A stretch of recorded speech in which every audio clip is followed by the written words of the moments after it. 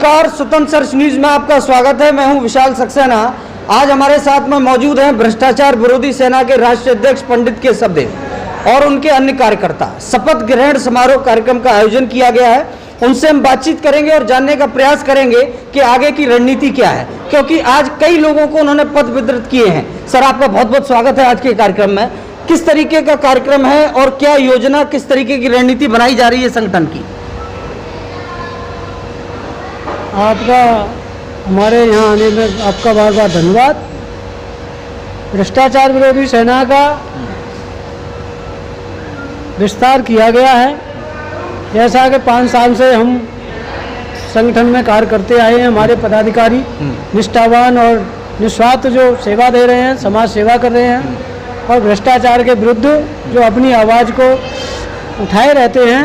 हमने उन सभी के निष्ठा को देखते हुए संगठन परिवर्तन किया है और परिवर्तन के बाद ये शपथ समारोह था हमारे पदाधिकारियों का, जिसमें राष्ट्रीय कार्यकारिणी में परिवर्तन हुआ है, प्रदेश कमेटी में हुआ है, जिला कमेटी में हुआ है और अन्य प्रदेशों में भी संगठन का विस्तार हुआ है।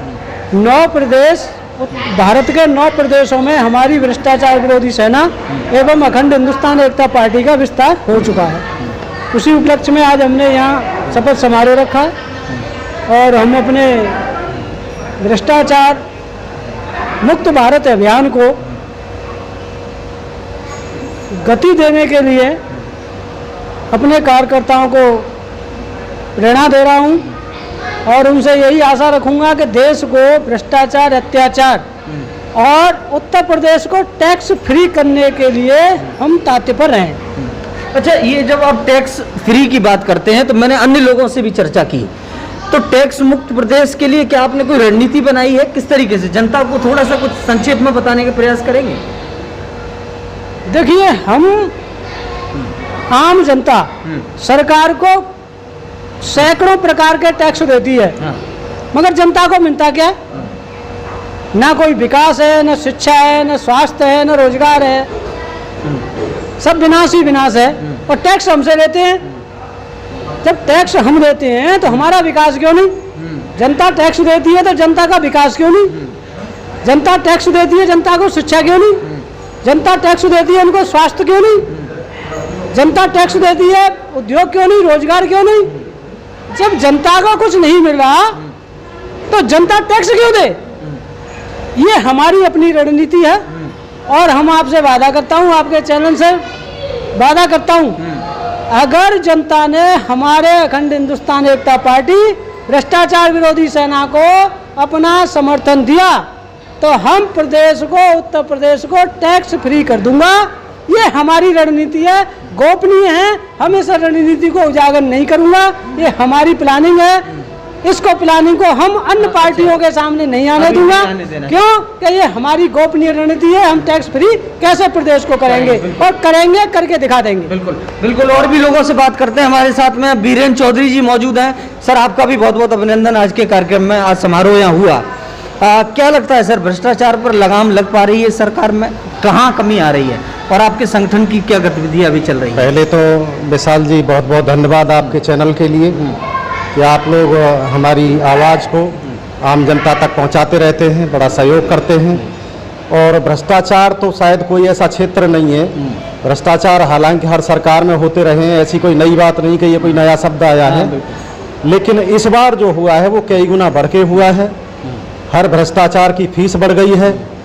जो काम पहले 100 रुपये में होता था वो 1000 रुपये में होता है। पहले छिपके होता था, अब सरेआम होता है। और आप इसकी शिकायत कहीं तक भी करें, शायद आप मुख्यमंत्री तक जाएं, प्रधानमंत्री तक जाएं, लेकिन उसकी सुनवाई कोई भी नहीं होने वाली है। आप अपना पैसा दे के ही कोई काम करा सकते हैं। तो भ्रष्टाचार पर लगाम लगाने का मुझे तो नहीं लगता इस सरकार से कोई उम्मीद है। भ्रष्टाचार विरोधी सेना अपनी लड़ाई जारी रखे हुए है और इन्हीं मुद्दों पर लड़ाई लड़ रही है। जनता के लिए जो भी होगा करेगी। भ्रष्टाचार से मुक्त कराने का हम वायदा करते हैं और पूरी ताकत के साथ, पूरे जन सहयोग के साथ हम ये सब मुद्दे उठाते रहेंगे और ये लड़ाई को जारी रखेंगे। और जब अखंड हिंदुस्तान एकता पार्टी को जब जनता जब चुनाव में जिताएगी तो हम जरूर 100% इस पर काम करेंगे। अच्छा, मेरा एक सवाल मैं जनता की तरफ से लेता हूं और मुझे ये लगता है सवाल पूछना चाहिए, और मैं दर्शकों से कहूंगा जितने भी लोग चैनल को देखते हैं वो कमेंट करके इसके बारे में पूछें। सर, बहुत सारी पार्टियां आती हैं अपनी नीतियां लेकर के, लेकिन जब सरकार में आ जाती हैं, सत्ता में आ जाती हैं, तो वो घर पे ही नहीं मिलते हैं, उनके दफ्तर खाली रहते हैं, उनको ढूंढने के लिए पब्लिक उनके दरवाजों पर महीनों चक्कर काटती रहती है। ऐसी स्थिति में आपको क्या लगता है कि क्या व्यस्तता ज़्यादा बढ़ जाती है? क्या जनता की समस्या से ज़्यादा बढ़कर के कोई कार्य उनके ऊपर थोप दिया जाता है? नहीं, असल में ये है कि जिस आदमी को यहाँ से चुन के भेज दिया जाता है, फिर वो अपना VIP लेवल जो है मानने लगता है अपने को, आम आदमी से मिलने में परहेज होता है उसे। सबसे बड़ी बात तो ये आती है। और इसके बाद भ्रष्टाचार विरोधी सेना इन्हीं मुद्दों को देखते हुए पार्टी का गठन किया है, अखंड हिंदुस्तान एकता पार्टी का। यही तो सारी समस्याएं थी कि हम लोगों को भी कहीं से कोई राहत नहीं मिल पाती थी, जबकि संगठन समाज के लिए लड़ाई लड़ता है, कोई व्यक्तिगत लड़ाई नहीं लड़ता, बिल्कुल समाज के लिए लड़ाई लड़ता है। और कहीं से भी सरकार से, MLA MP से कोई भी सहयोग नहीं मिल पाता, मुलाकात तक नहीं हो पाती। यहाँ तक कि आपने देखा होगा सरकार भी अपने दूत भेजती है कि विकास का काम कैसा चल रहा है, जनता कितनी संतुष्ट है। शायद किसी आम आदमी को मिलने की कभी हिम्मत हुई है, कोई मिल सकता है उनसे? मैं तो समझता हूँ जो भी मंत्री यहाँ आते हैं विकास के दूत बन के, और उनसे किसी भी आदमी की मिलने की हिम्मत नहीं है। वो एक गोपनीय मीटिंग रखते हैं, उसमें चुनिंदा अधिकारी होते हैं और चुनिंदा पदाधिकारी होते हैं। उन्हीं के बीच में, जनता के बीच में क्या चल रहा है उन्हें पता नहीं है, लेकिन वो सब कुछ पास करके भेज देते हैं कि सब कुछ ठीक चल रहा है, जनता बहुत संतुष्ट है। लेकिन ये तो जनता जानती है और वो अपना 5 साल बाद जवाब देती है। और आज की स्थिति ऐसी हो गई है कि जनता बहुत परेशान है, वो विकल्प देख रही है, विकल्प देख रही है। हाँ, और हम लोग पहले से भ्रष्टाचार विरोधी सेना में बड़ी मजबूती से लड़ाई लड़ते रहे हैं, और जनता की नज़र है हमारी तरफ, और हम MLA लड़ाएंगे और विधानसभा में, संसद में भी जाएंगे, अपने चुनाव में सक्रिय भूमिका निभाएंगे। बिल्कुल। आखिरी सवाल लूंगा माननीय राष्ट्रीय अध्यक्ष जी से। अध्यक्ष जी, मेरा एक सवाल आपसे, आखिरी सवाल, अगर आप चुने जाते हैं अलीगढ़ से, तो आपके प्राथमिक मुद्दे क्या होंगे? अलीगढ़ में सबसे पहले आप किन मुद्दों पर काम करना प्रारंभ करेंगे, जो जनता के आपको लगते हैं कि सबसे महत्वपूर्ण मुद्दे हैं, ये होने ही चाहिए? ये शहर जो हमारा अलीगढ़ है, विश्व प्रसिद्ध नुमाइश प्रदर्शनी है, उसको हम कम से कम 4-4 फुट ऊंचा करके और RCC लेंटर से उसको पूरी नुमाइश को एक सा कराएंगे सबसे पहले, जिससे कि उसमें पानी ना भरे और दूर दराज से आने वाले, हमारे देश विदेश से आने वाले जो लोग हैं, प्रदर्शनी में जो दुकानें लगाते हैं, अपना जो रोजगार के लिए आते हैं, बड़ी आशा के साथ आते हैं कि अलीगढ़ जाएंगे, प्रदर्शनी लगाएंगे और वहाँ से अपने बच्चों की 2 रोटी की जुगाड़ करके लाएंगे पालन पोषण के लिए। तो जब बारिश होती है तो लगता है कि यहाँ एकदम बारिश आने से पूरा कचरा, कीचड़, मिट्टी और वो गड्ढे हो जाते हैं, उसमें दुकानदारों को बहुत हानि होती है, वो अपनी भरपाई नहीं कर पाते, किराया भी नहीं निकलता उन बेचारों का।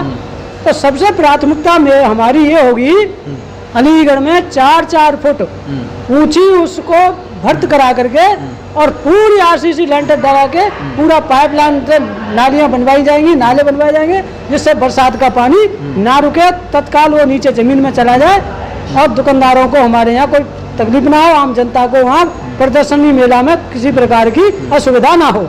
ये शिक्षा के लिए कुछ कार्य करने की, शिक्षा के लिए ये है कि हमारा प्रदेश में हम VIP वो स्कूल बना देंगे, सरकारी स्कूलों को, और प्राइवेटों का ताला लगा देंगे ठोक के, बिल्कुल, और सरकारी में वो सुविधा कर देंगे कि विश्व में एक पहचान होगी इस उत्तर प्रदेश की। जिस तरह बिना उत्तर प्रदेश के केंद्र में सरकार नहीं बन सकती, उसी प्रकार बिना उत्तर प्रदेश के कहीं ISPCS नहीं बन सकता।